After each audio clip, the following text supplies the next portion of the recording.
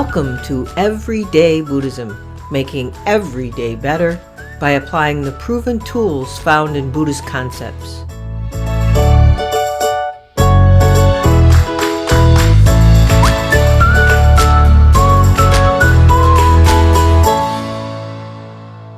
Welcome to episode 51 of Everyday Buddhism, making every day better. In this episode, which is a special guest episode, I talk with Kimberly Brown, the author of a new book called Steady, Calm, and Brave, 25 Practices of Resilience and Wisdom in a Crisis. This is a book that can be a helpful handbook as we continue to navigate through the pandemic and all the related and additional traumas that 2020 has heaped upon us. Now, Kimberly is no stranger to trauma, coming from a painful childhood as an adoptee and growing up with an alcoholic parent. And this led her to discover healthy ways of dealing with anxiety, feelings of unworthiness, panic attacks, sadness, and anger. As she puts it, she, quote, recovered her natural state of well-being by practicing both traditional Buddhist techniques and modern psychotherapeutic modalities, unquote. Practices that she now leads others through in meditation and mind-body therapy. And she calls that leading them to deeply engage with all aspects of their experience for integration, wholeness, and authenticity. Kimberly is a certified mindfulness teacher and student of Buddhism, and she's based in New York City. She has been leading classes, workshops, and retreats since 2011 with a teaching focus that incorporates body-based mindfulness and self-compassion practices. You can find out more about her at her website, www.meditationwithheart.com. That's meditation with heart, all lowercase and all strung together. And of course, I'll post the link to her book and her website in the show notes on my website. But with that, let's get to the conversation with Kimberly. As I mentioned in the episode introduction, Kimberly is a meditation teacher in New York City who teaches at multiple groups and centers. And she released her first book, Steady, Calm, and Brave, 25 Practices of Resilience and Wisdom in a Crisis, this July. You know, I knew we were kindred spirits immediately when she quoted Shantideva from A Guide to the Bodhisattva's Way of Life on the first page of her book prior to the table of contents. She quoted the off-quoted, "May I be the doctor and the medicine, and may I be the nurse for all sick beings in the world until everyone is healed." You know, healing the world at this moment in time seems like an impossible job, just as the four great vows or Bodhisattva vows are seemingly impossible. Even though many have signed up for that job, so to speak, it does seem impossible, but we keep going. And that's what Kimberly seems to want to do in the way she's contributed to the Bodhisattva path with her book. Later on in her book, in the preface, she explained what drove her to write this book. With those words, she cemented her intention in one of the essential truths of Buddhism, that everyone is interconnected. We are all interbeing, as Thich Nhat Hanh refers to it. And with that, she is encouraging us to look within to find strength and to find the acceptance we need to keep going. The words she wrote were, quote, "When I saw my students, friends, and neighbors and family afraid, disheartened, and sad, I wrote it in hopes that it will not only help them and you reduce stress, deal with difficult emotions, and care for yourself and your loved ones during a painful time, but it will help you recognize your gifts, your deep wisdom, compassion, and courage.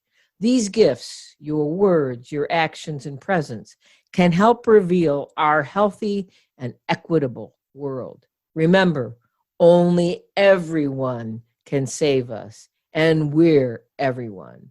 Unquote.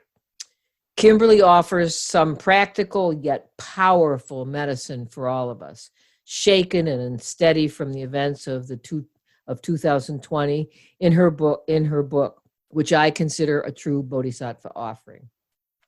I will read one of the glowing reviews of her book, and this one from the Venerable Robina Corton. Quote, here is grounded, kind advice from a good spiritual friend. We need wise ways to think, especially now in these fraught times, because by helping ourselves, we can then help others. And so with that, and without further delay on my part, let's get to the conversation with Kimberly. Hi, Kimberly. Thanks so much for joining me on the podcast. Wendy, hello. What a beautiful introduction. Thank you. You're welcome. As I mentioned, excuse me, in our chat briefly before we started recording, I told you I read your beautiful book and I have practiced with it too. It has been a help and a frequent go-to aid for my practice. So thank you. And in one of your bios, I read that as a meditation teacher, you emphasize the power of compassion and kindness meditation, which I love, and that you call on your studies in both the Tibetan and Insight schools of Buddhism. But you also incorporate body-based mindfulness and self-compassion exercises as a certified mind-body therapist. So can you say a little more, not about the mind-body therapist right now, but you can get into that. We can focus on that a little bit later, but a little bit more about your general sort of winding journey in life to where you are now, and what brought you to say Buddhism and what brought you to teach Buddhism. Wendy, yes. Yes, it always is a little winding. Mine is like most. Wendy, I trained to be a psychoanalyst years ago. I did not finish the program. I felt that it was too narrow in its diagnosis of humans and human behavior. And in psychoanalytic thought, it's believed that we all have, these negative drives that we're born with, aggression, sexuality, violence. And the best we can do as adults is manage our neuroses, and it just never seemed, I was helped by it. I had a psychoanalyst for years who really did help me unpack a very difficult and chaotic childhood. But then I guess it's about 12, 14 years ago now, I began having panic attacks. And they were very serious, that I was having intrusive thoughts. I really thought perhaps I might have to be, in an institution for a bit because I was so unsteady. And I realized that I could tell you, Wendy, all the reasons why it was happening. From all of my psychotherapy, I had learned all of that, but I had almost zero tools to deal with it. Right. And that is what led me into meditation and then Buddhism.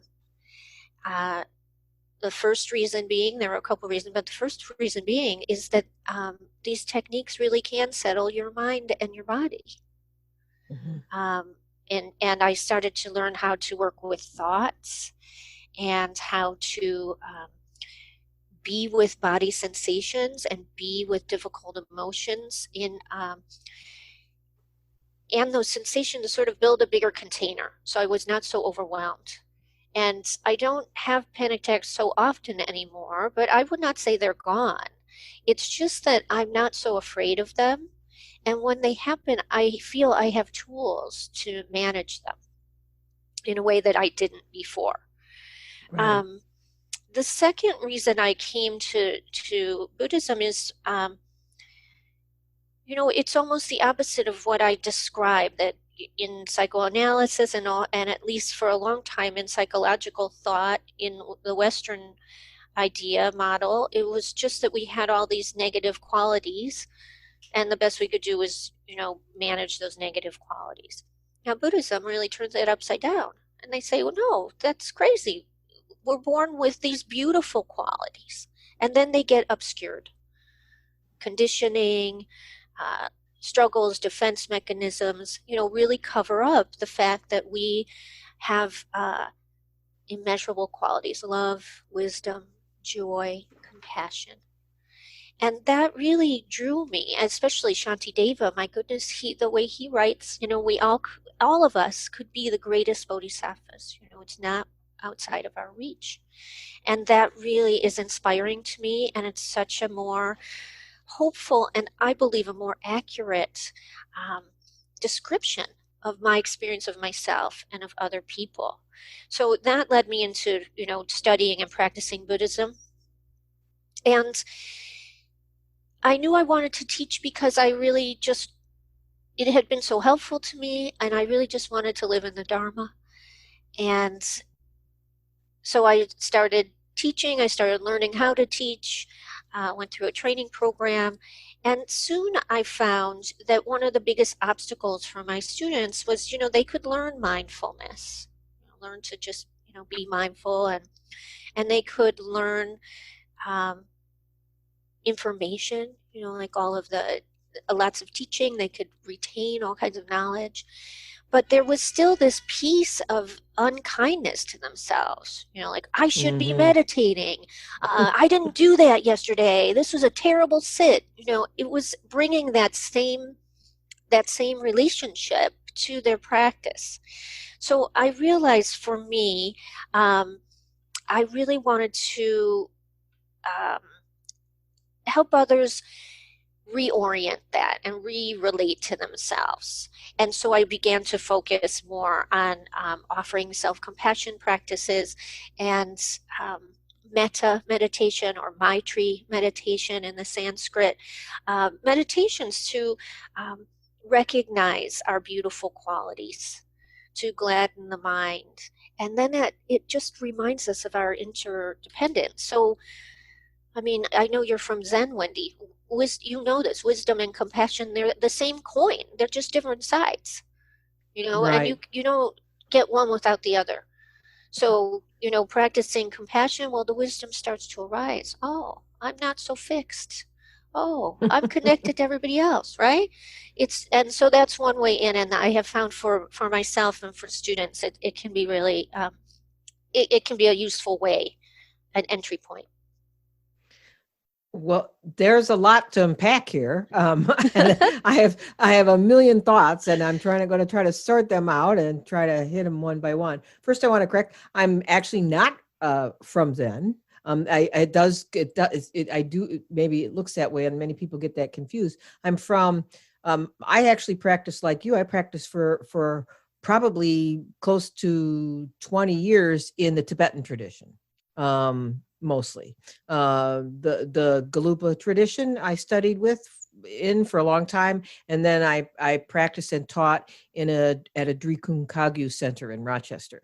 So I do have a strong Tibetan background, and then I took my ministry training and teacher training with a group called Bright Dawn Center of Oneness Buddhism, which is Japanese Mahayana with an overview of what's kind of the combination of mostly Shin, which is a very little known, if almost unknown, school of Buddhism, Shin, Jodo Shinshu, and Zen combined. So yeah, there's a little Zen in there, but not primarily. So just we have more in common than maybe what you think. Yes. Wendy, thank you for clarifying that. I made an assumption that Bright Dawn Center was a Zen center, and I don't know much about Shin Buddhism. I believe a center opened in New York about 5 years ago. Oh yeah.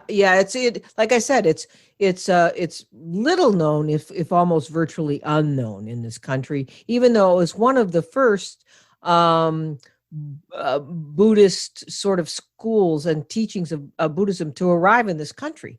It even beat Zen. Okay, because Japanese immigrants came and settled in Hawaii and then settled in the West and did farming, and then when they got wound up with the Great Internment, then they spread around, and some of them opened up centers. And the teacher who the center which I practice with came from my teacher's father, who opened up the Chicago Buddhist Temple, which was one of the first Buddhist temples in the Midwest. And actually, it was they made it like a church, so they would look. It was because it was right after the internment, and so they wanted to look like they weren't a Japanese temple. Right. They wanted to look like a church.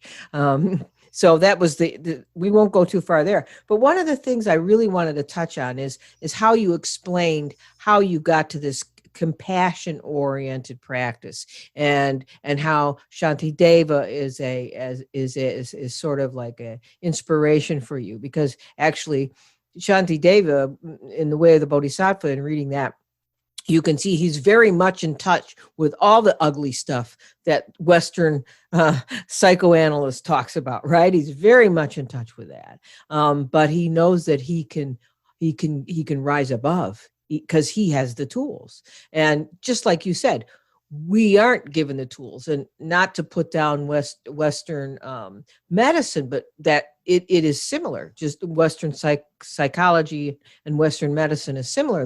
They're great scientists, and they know what's not right with you, but they don't always tell you how to fix it if they can't fix it with a medicine or something like that. And one of the people that another one of my teachers is Greg Creech. I don't know if you know him. He's a great teacher with in Eastern psychoanalyst, Eastern psychology, and Morita therapy. I don't know if you're familiar with that. No. But he emphasizes that too. And so I love your focus on that. But you know what I really loved about your story, Kimberly, is that you talked about how you came to Buddhism through, it sounds like trauma. Yes. And I think many people do come to Buddhism, in my experience, and from my experience as a practitioner and a teacher as well. Many people come to Buddhism through trauma. I did too, similarly. And you talked about panic attacks. I also had panic attacks. But what I loved is that you said they're not gone, but there was that sense of active acceptance, which is a term from Morita therapy, active acceptance. In other words, it's not like avoidance. It's not like, oh, I just have to put up with this. It's much more like, this is how it is. Like, the first of the Eightfold Path, seeing things as they are, right? The right view. So you can tell that the Dharma is right there, and it is your primary tool. And I wish more people could get to this, like you hit on that. They meditate and then they say, oh, I can't do this, I'm awful at it, blah, blah, blah. So do you want to say more about what your experience has been in teaching through these techniques and through this methodology, and through your honesty? Yes. Well, when I first started teaching, I stuck with kind of a mindfulness and practice, awareness of breath, maybe Right. shamatha, and maybe opening up a little bit to mindfulness practice, and that was great. I did that for about 4 years of my teaching, taught a lot of beginners. I feel that it was successful, and people reported feeling more relaxed, feeling less stressed. Many started to have more of an interest in their mind, right, and Buddhist thought. And then as I practiced compassion meditations, which was not my initial practice. When I first started learning Buddhism, I learned, like I said, shamatha meditation through Tibetan school. First you learn to steady your breath and your mind. with kind of a focused awareness, right? And then Right. I was learning visualizations. So I was teaching mainly just the one-pointed awareness, breath meditations. And as I then, about 5 years into my practice, adopted metta or loving kindness practice, which I learned from Sharon Salzberg, the teacher Sharon Salzberg. And Right. I started practicing it, and I started to see a softening in myself, a softening toward who I was, toward the feelings I had. And this word or this phrase, active acceptance, it's very beautiful, that notion. I've heard it said allowing or Right. being with, right? But that Right. not fighting with one's experience. A teacher once said, not going to war with yourself.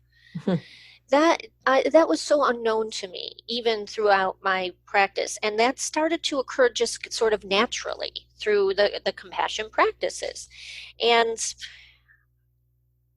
then I began to feel confident enough to offer them to students. And what was amazing to me is people would be transformed very quickly. And what I mean was, unlike, teaching just breath meditation, concentration, or mindfulness, when people came and did metta practice with me, I mean, I had one man come in, he was in a breakup. He was so filled with hate toward the person who broke up with him. Non-meditator.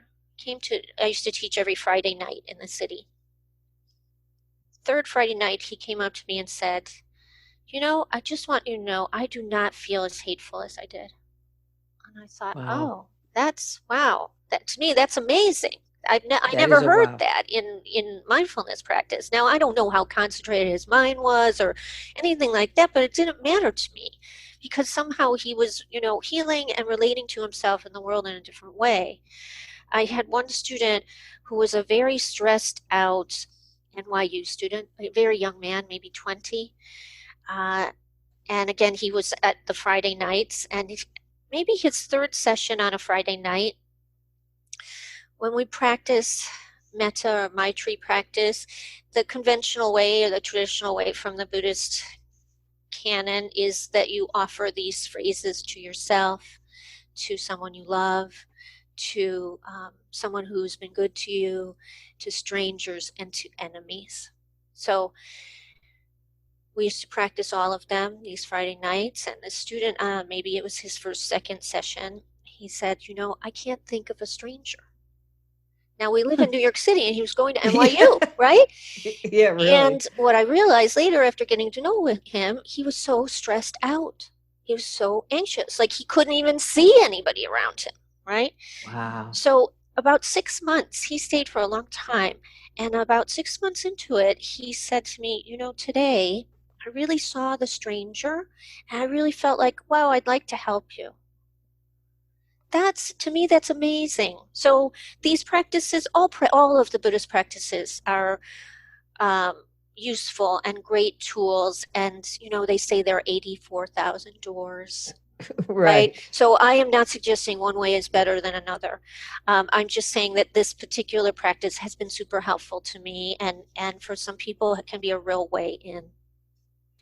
Yeah, and I do think, although Sharon Salzberg seems to be the master teacher of a metta practice, in my mind, I mean, there could be many, many others, but I think she popularized it in a way that many have not, and I still don't think, and I could be wrong, but from my, just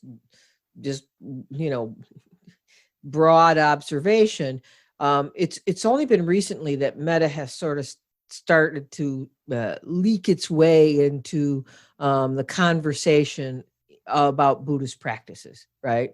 Most people, want to get blissed out, uh, or they have this sort of weird image of what a meditator, a Buddhist meditator is, or what a Buddhist is. And it's all, sitting there blissed out. And then when they try meditation, they're the farthest thing from blissed out.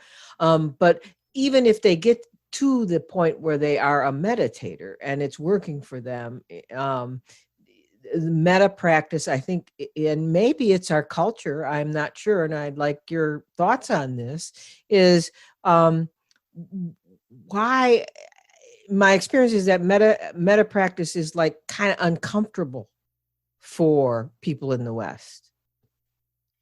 Do you Yes. see? Is Yes. that I true? think you're totally right, Wendy, and I believe you're absolutely spot on that it's only in the last few years that you hear a little bit more and more about it.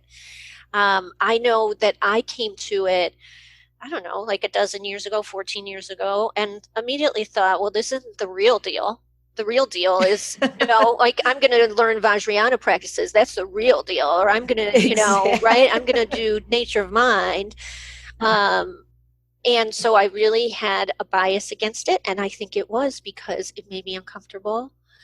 I remember feeling like, well, this is stupid. Why would I wish myself well when there's all these people struggling, Um, and in many places, it was also taught as sort of the diminutive practice. Yeah. Did you notice that too, Wendy? Like not explicitly.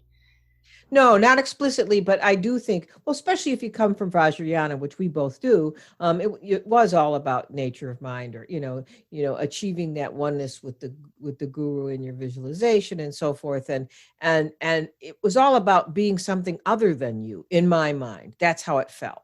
I know I'm misrepresenting it, so I understand. all, I all had you similar, Wendy. Yes. yeah, I don't want all the Vajrayana practitioners to jump down my throat here, but that's how it felt to me, and in that feeling, I never could get past that. Truly, that's one of the reasons why I left Vajrayana, and now I see it is not about Vajrayana; it was about me.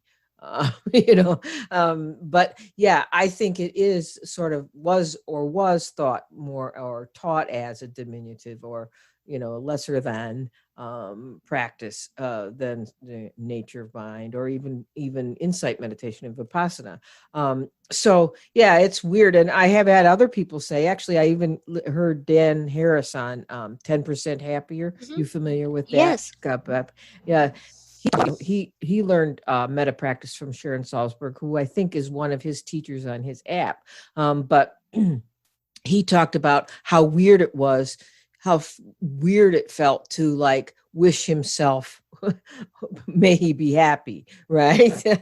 It's like how uncomfortable that felt, and the more and more he practiced with it, the more comfortable it got. But some people, I think, can never overcome that first weirdness of it, right? Yeah, I think so too. Or they, like me, I practiced other things and then came back to it, and realized, oh, okay, maybe there is something here for me.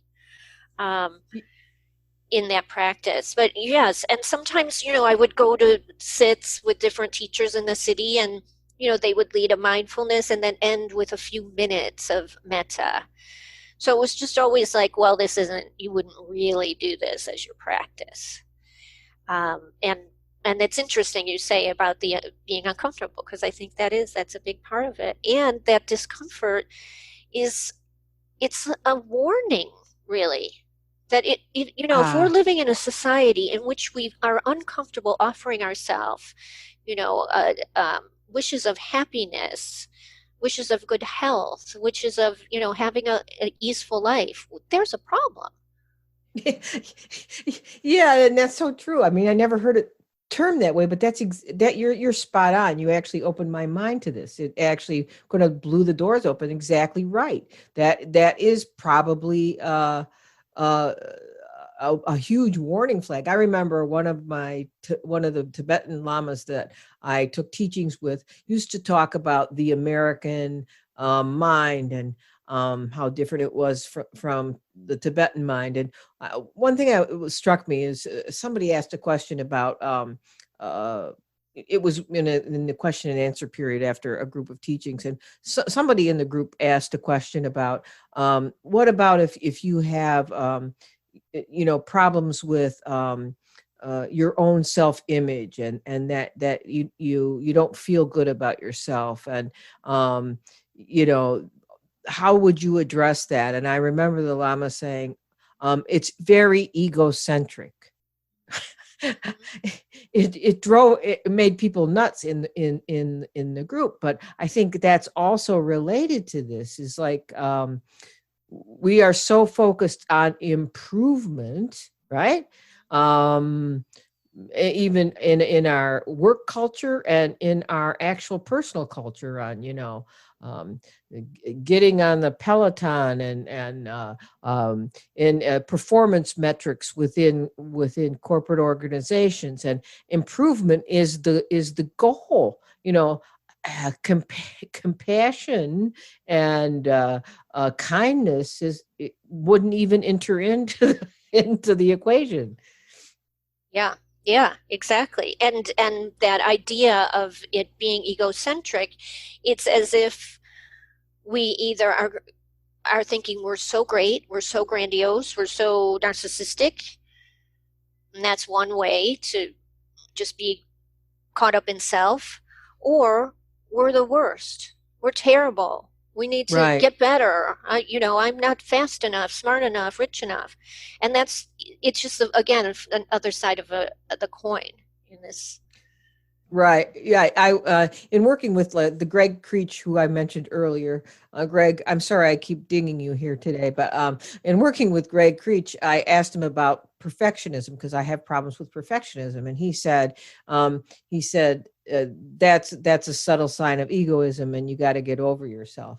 And it was such a slap in the face, but it's just what you're talking about. And boy, this all, I know we're kind of going around in circles on this, but one thing I sort of want to grab the tail of this and drag it somewhere else and say, okay, here we are in the middle of this pandemic. And I think many people have learned a lot of lessons in the last, geez, how many months has it been? 7 months? 7 months. Yeah. Yeah. It's scary, isn't it? So in 7 months, one thing we've certainly learned about is that we have to, or maybe we've learned, or we're trying to learn, is getting comfortable and making friends with uncertainty.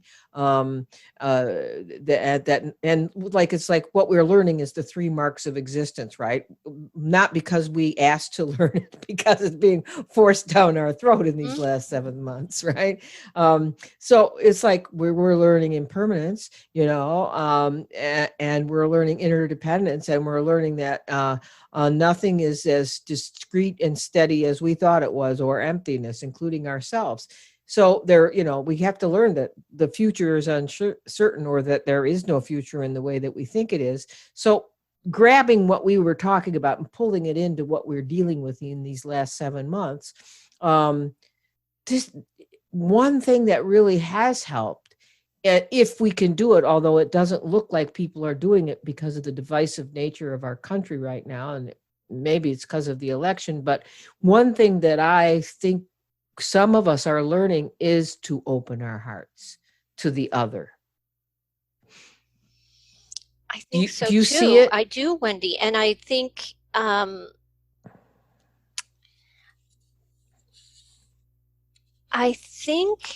as this pandemic continues and the United States does not have an appropriate response to it, I believe that people, just ordinary people, are seeing how this divisiveness is preventing all of us from taking care of each other.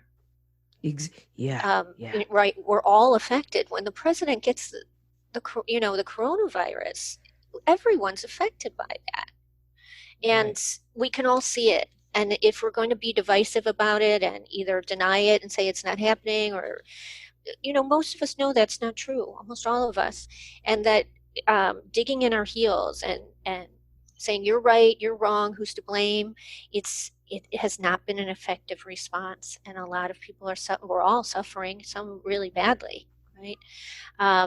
So I agree with you, Wendy. I think there has been a shift toward opening our hearts. Also, people feel very grateful right now. Grateful if you didn't get sick. Grateful if you did and you recovered. Grateful if you have a job. Yeah. Yeah. And grateful for the small things that we do have, that we took advantage of, when we were rushing around doing all the other things that we can't do now, right? uh, Absolutely. Yep. That we I've took had for granted.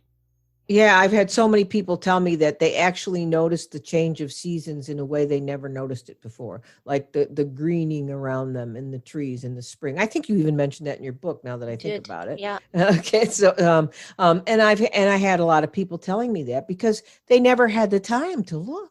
Yeah. They never had the time to see the beauty of it, and also it's like one of the things that is taught a lot of people. I know it's taught me.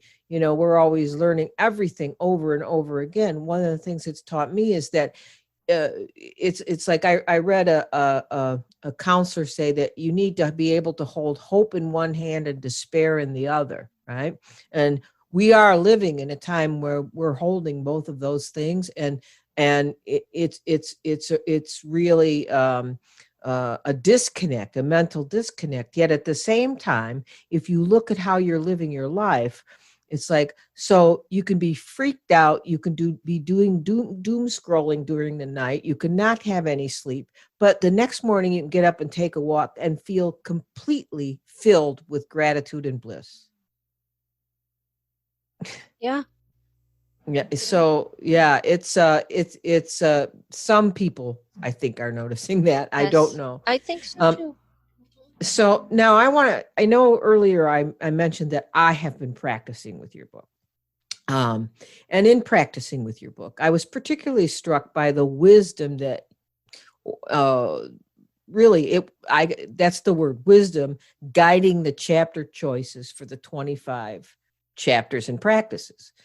They were all so spot on, so applicable to the fears and insecurities and anxiousness that almost all of us feel, except for maybe the most disenfranchised, who are just traumatized by it all. I've written a book, and I know from experience that organizing and structuring the writing was the most challenging part of getting the book ready for release, except for editing, of course. I'm sure you will agree with me on that. That was the worst. But how did you arrive at these particular practices and your insight into the issues they address, especially since in my thinking it must have been so early into the pandemic to have to enable to have this book released 4 months into the virus arriving in the United States. How did you come up with this? Wendy, it is one of those moments where you hear authors or artists say, the work just revealed itself. I almost didn't write it. It was a moment like that. I had been for the last couple of years working on what I in my head call my real meditation book. It's a much larger book, and it gives a history and about different techniques and Buddhism and etc. So I'd been working on that book for some time with an editor, and we were in the process of um, doing the proposal, and then the pandemic hit, and it somehow didn't even seem important. How we all felt Right. back in March, and I set it aside. And then about the end of April, I was thinking, gosh, I have to, maybe I'll share what I'm working on, and I asked that same editor who's been such a help. And she said, yes, why don't you write a little something? Maybe it'll be like a tiny little book or a PDF or something. So, I sat down to write it, and what I wrote was not so much instructions for others, but sharing my own experience and how I used these practices and how they might be useful, to others, to friends, family, readers. So I really was sort of in a moment of writing contemporaneously exactly what was happening to my experience, almost like a reporter. And then, compiling it into a book. A friend kind of helped me order it. And I can't say, Wendy, that we had a real deliberate way. We just sort of organically. Now, this was at the end of May, early Mm-hmm. June, when the book was finished and right before editing. And so at that time, there was a sense like, oh, you know what? Gosh, maybe this is all going to go away. I don't know if you Yeah. remember that, but it was like right towards the end of May, early June. It was like, huh, wow, well, Yeah. this might just be all wrapped up by the end of summer. And I remember thinking, huh, well, maybe the book will be obsolete very quickly. Well, sadly, it is not. And This is continued.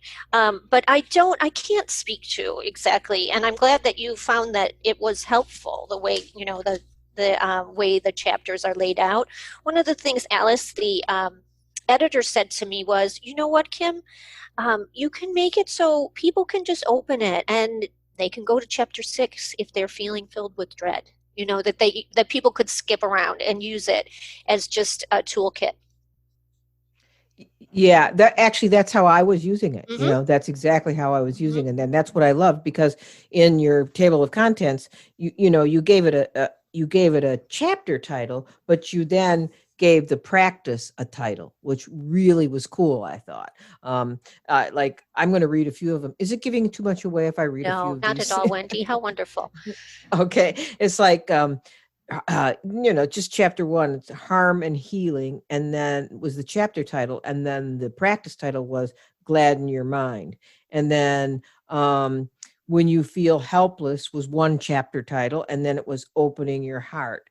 And then one of my particular problems, which I kept referring to, was when it's us against them. And then us and them was the practice. I think that was just wonderful, because it's sort of like, here's what I'm feeling today. Maybe I should practice with this morning. So I just love that. And another thing I want to do, if you don't mind, is highlight one chapter as an example of how down to earth and real it was. And I see now how come that was. It's because you were just reporting as a reporter on your own life, right? It really was, yes. Hmm. Chapter 3 is called When Your Family is Making You Crazy. And the associated practice is I See You, Anger. Just reading the titles gave me a giggle, but it is so helpful. And you start the chapter with this, and I want to share this quote with others, because I think they'll get a sense of how real and fun this book is. Fun yet helpful, because I say it's fun because it's so honest, and and to me, honesty is like a high level Buddhist attainment, right? So you start your chapter with this quote: about 3 weeks into the pandemic, after being at home together 24 hours a day, I realized that my husband is the most annoying person in the world, unquote. Sorry, husband. And then you go on to say that, quote, when you finally sat down to talk to each other about this, he told me he thought I was the most annoying person in the world, unquote. And this led you to suggest some practice around private time for yourself and for your partner and for other family members, while offering the reassurance that it's normal and perfectly okay to get angry under these circumstances, up until the point that you're actually screaming at each other. And the practice you offered was brilliant in teaching uh, how mindful how to be mindfulness of anger, and how it arises in your body and how it feels in your body. And then your practice added the phrase from Thich Nhat Hanh, quote, I see you, anger, and I'm not going to leave you, unquote. So this then leads us back into hone in on how you incorporated both self-compassion, and so metta for yourself, and body awareness into all of your practices. Maybe not all of them, but most of them. It was a strong emphasis on body awareness. Can you talk more about what seems to be your focus? We know we touched on it a little at the beginning, of both of those areas of self-compassion and body-based mindfulness. um I know those are essentially the primary, they seem, and might be putting words into your mouth, the primary focus of your teachings. And um it, did you incorporate this body based mindfulness more because you were speaking to an audience who is essentially going through trauma, or is this how you pretty much do it now? This is how I pretty much do it now. Um, Earlier, I mentioned that students often will approach their practice as something they have to do, and they're not doing it right, and they're not doing it properly, and yet they're very good at bringing in information and knowledge. And part of that, I believe, stems from being out of touch with the body, in part, Mm-hmm. because to be embodied, I mean, that's part of the point of Buddhist practice. The mind body they're not separate, and the body gives us information about what we're feeling, what we're thinking. It's wisdom to know what's happening. There's an old Zen saying that says something like, wisdom is eating when you're hungry and sleeping when you're tired. Well, how Mm-hmm. many of us do that, and so one way that you can quickly tap into if you're hungry or tired is to just start to pay attention to your body. And I think, Wendy, that in our modern life, we've lost touch with our body. I would guess that 2,600 years ago, when the Buddha was teaching, or 1,000 years ago when Tibetans and Zen people were training, that they were not so far removed. Life Right. was very different. So, but now we've somehow become very heady. All the information and much of what we consume has to do with stories and news and information, and plus we really value it. So we're really out of touch with our bodies. I think I have been, and it was something I really needed to learn. And a lot of people I know struggle with it. So that was one of the reasons for this, especially this book and what was going on, is a lot of what I was feeling was super embodied. I mean, it was a terrifying time, and it still is in more ways even now.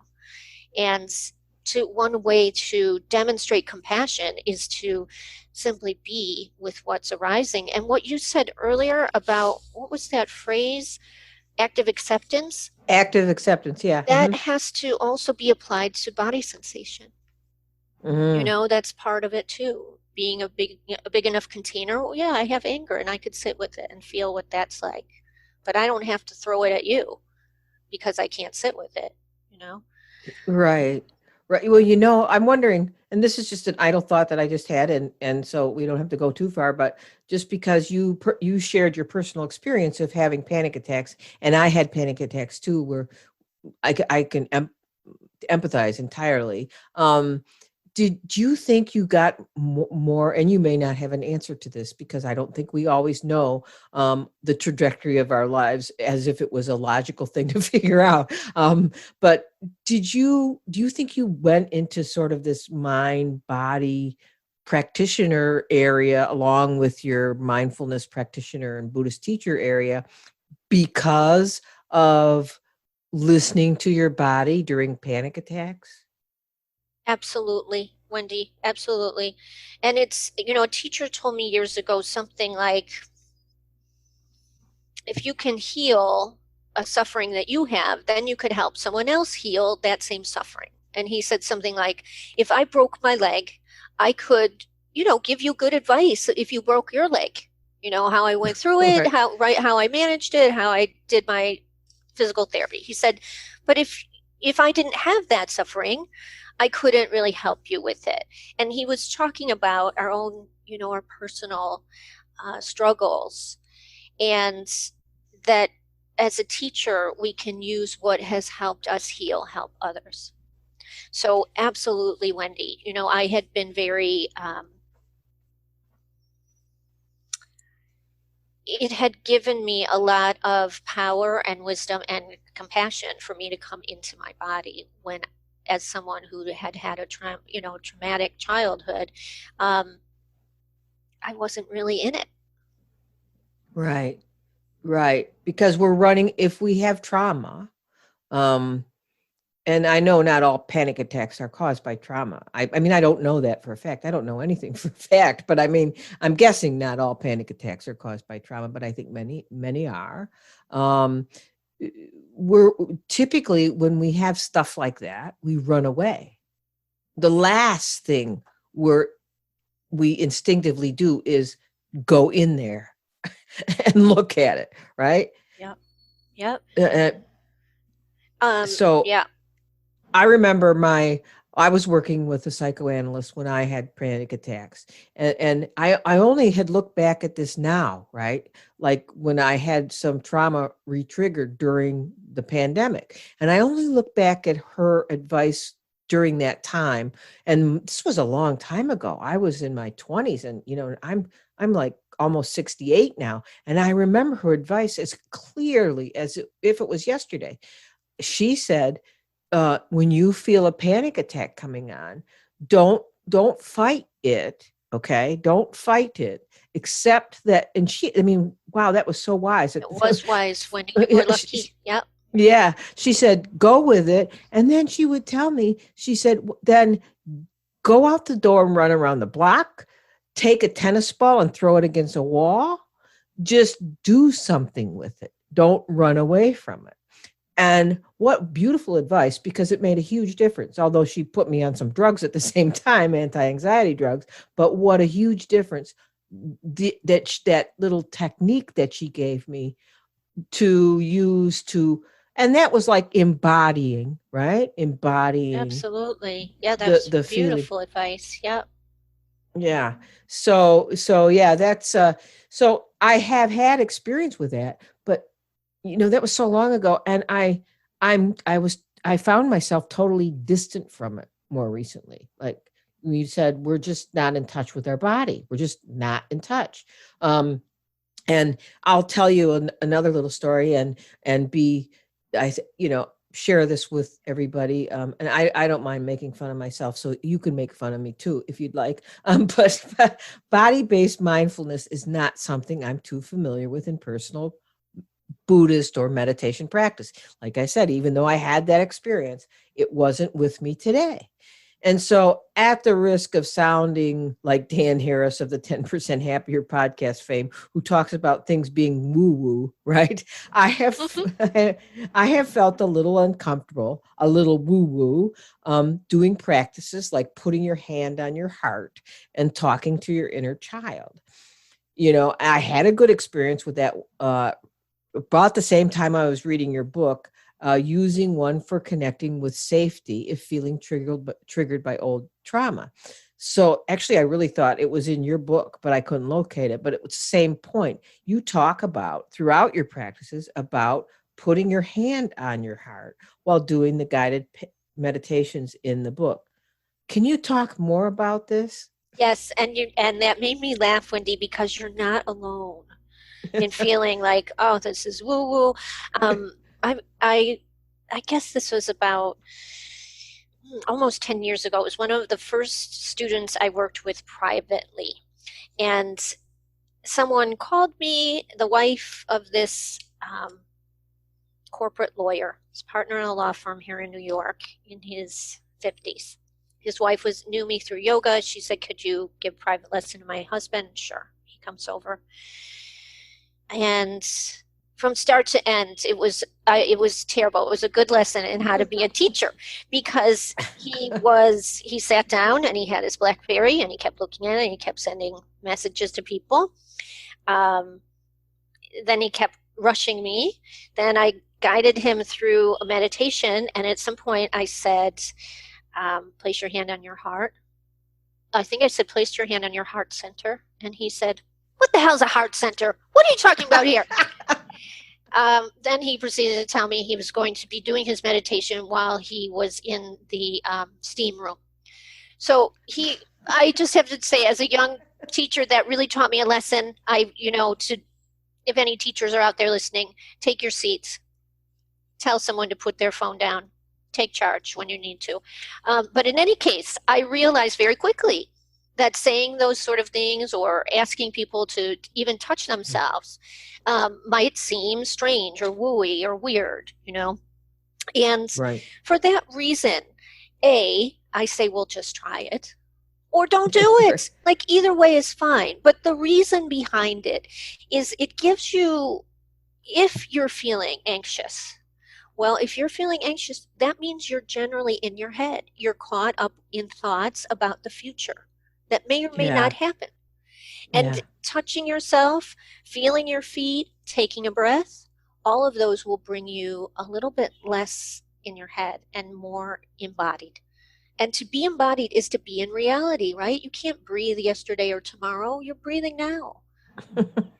I love that. And it's true. But our thoughts get us, I mean, I know how powerful they can be, and the body can really bring us out of them. It's a tool. Now, in your psycho and psycho, and what were you trained to be, a psychoanalyst? Psychoanalyst. Or Yep. okay. In that training, you weren't probably far enough along to get to those sort of techniques, right?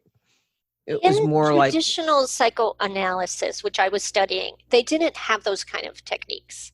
right. It was about, there were wonderful techniques in it, mirroring your patient. There was helping them gain insight, transference.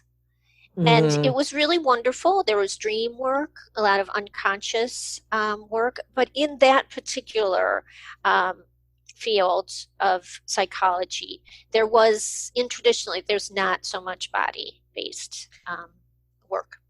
Right, because by its very nature, Western psychoanalyst is all about the head, right?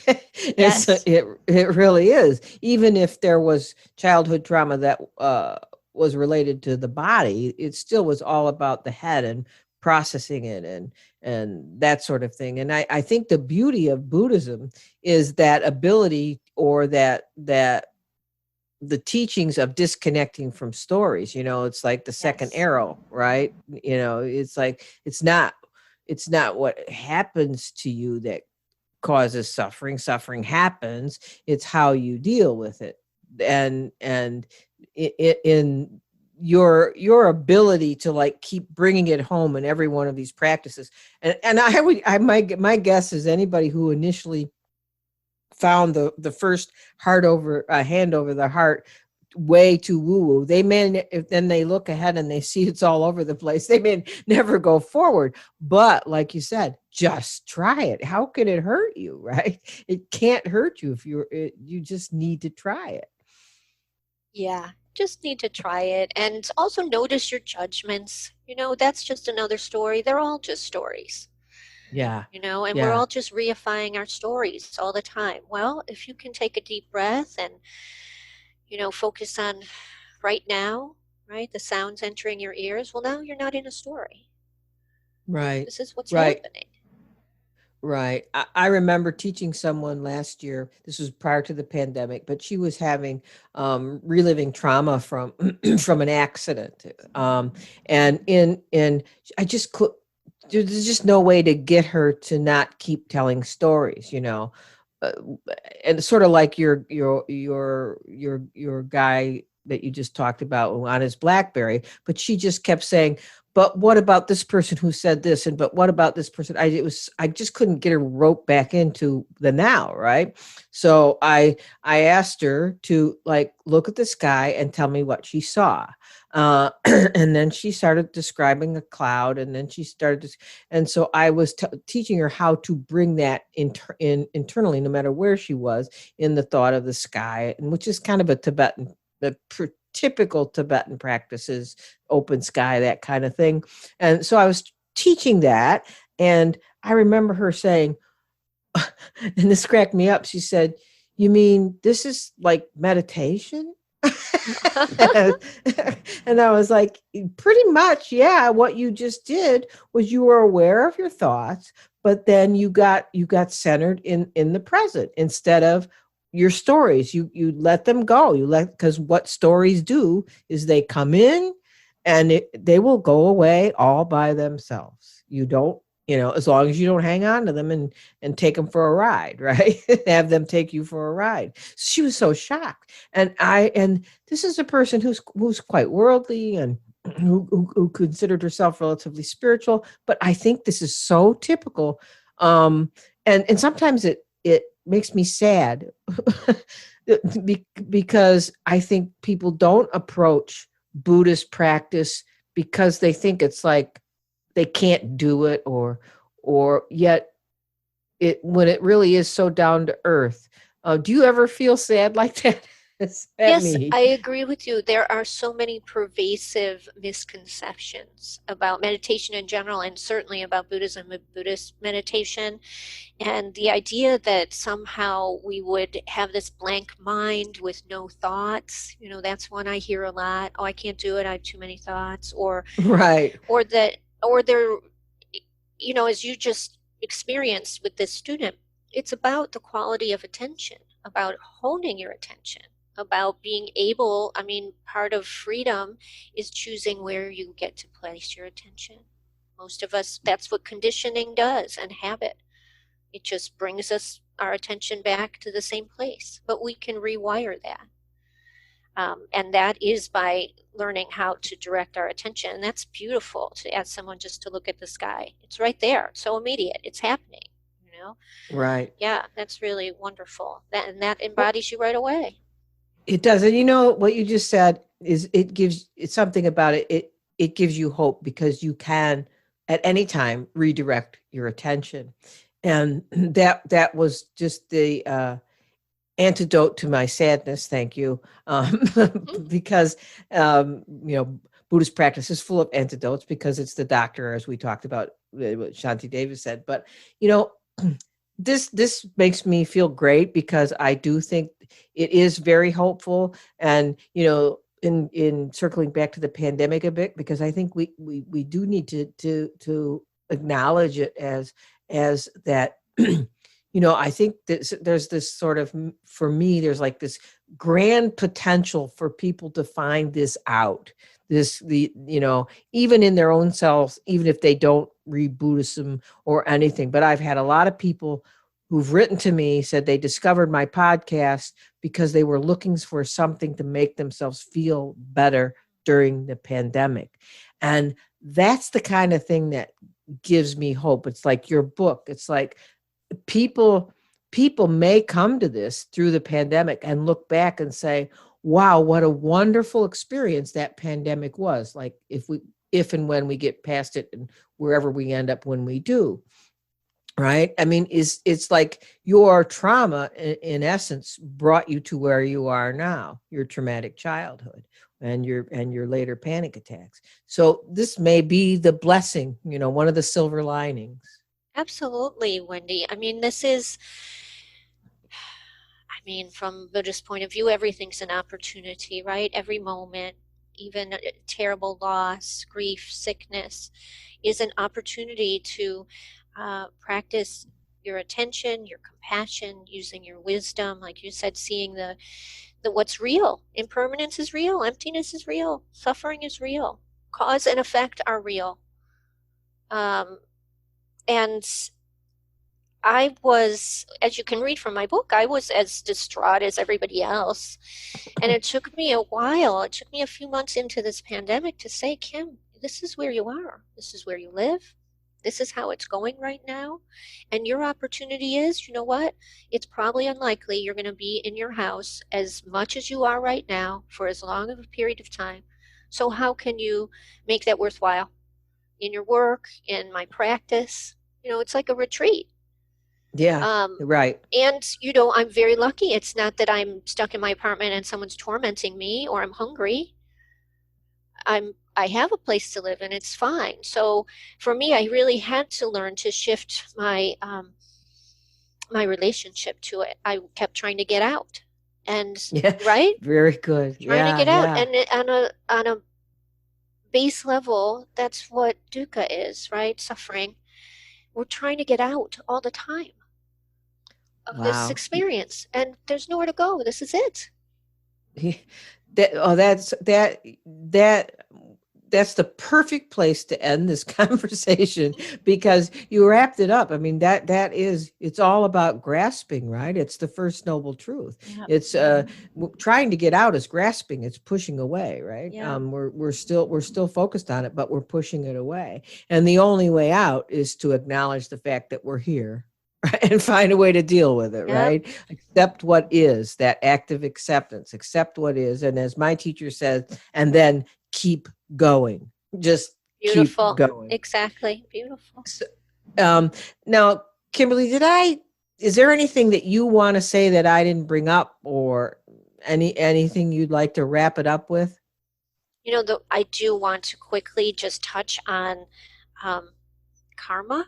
And I'm saying this Oh yeah. because, oh my goodness, Wendy, you've probably noticed lately, everybody's talking about people getting what they deserve and Oh karma yeah. and, oh, karma's a I bitch. And oh my gosh, it makes my hair stand on end. So, one of the things that's part of reality is that cause and effect are real, right? right. Every word you speak, all your thoughts, all your behaviors have outcomes. And that's what karma means. Doesn't mean you do something good, you get something good. Doesn't mean you do something bad, you get something bad. It means that you affect yourself and others through your actions. And when you're deluded, your actions will be harmful and cause harmful effects, or most likely will be. And when you're not deluded and you're in reality, then you can use your actions to benefit people and not harm people. And that's all that karma means. I guess I just want to say that because people have such a misconception of it. Oh, I'm glad you brought that up. And yes, if you spend any time on Facebook, Instagram, Twitter lately, it's yeah, we know what you're talking about.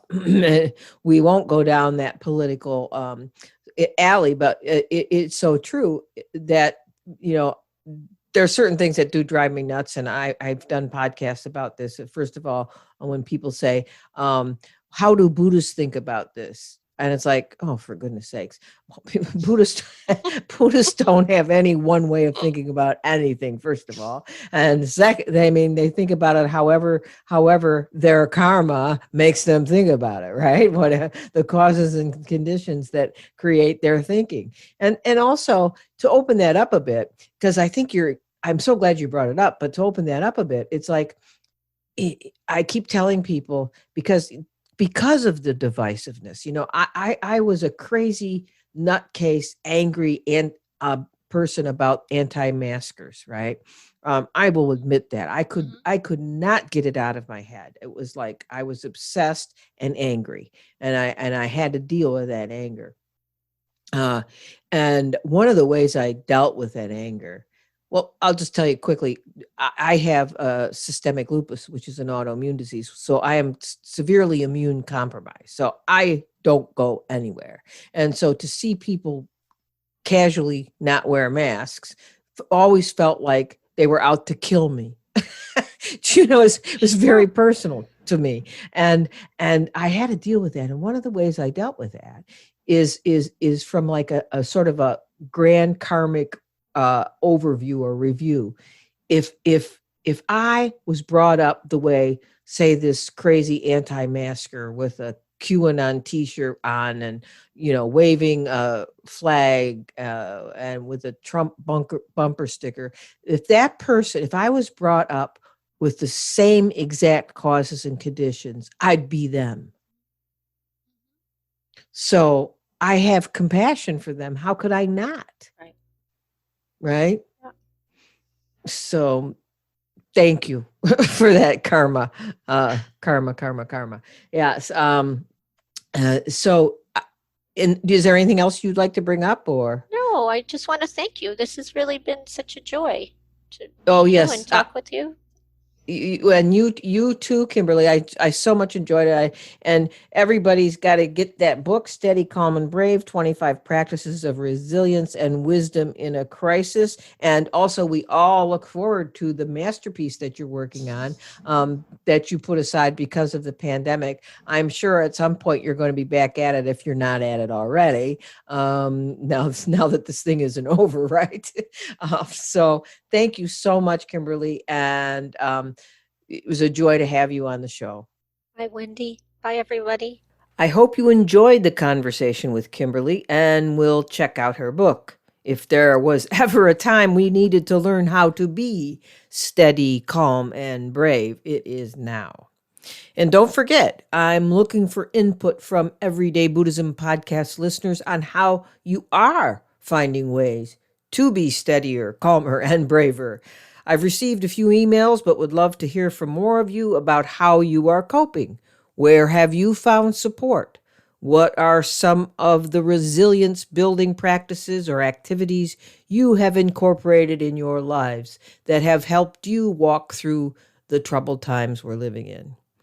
Please email your insights or comments to Wendy Shinyo at everyday-buddhism.com. That's Wendy Shinyo, all strung together lowercase, at everyday-buddhism.com with the subject line, How I'm Coping. I will reach out to schedule a time to talk with you, possibly, and then possibly schedule a podcast interview with you and a couple other listeners. I look forward to hearing from you. And so that's it for this episode. And as a reminder, as usual, don't forget that there are many ways to join me and others in either the private donation-supported Everyday Sangha, which meets every other week virtually via Zoom on Thursday evenings at 7:30 p.m. U.S. Eastern Time, or our free public open Sangha, which will now be held every month, meeting virtually via Zoom on Wednesday evenings at 7:30 p.m. with Levi Shinyo Sensei. Until next time, keep finding ways to make yours and everyone's days better.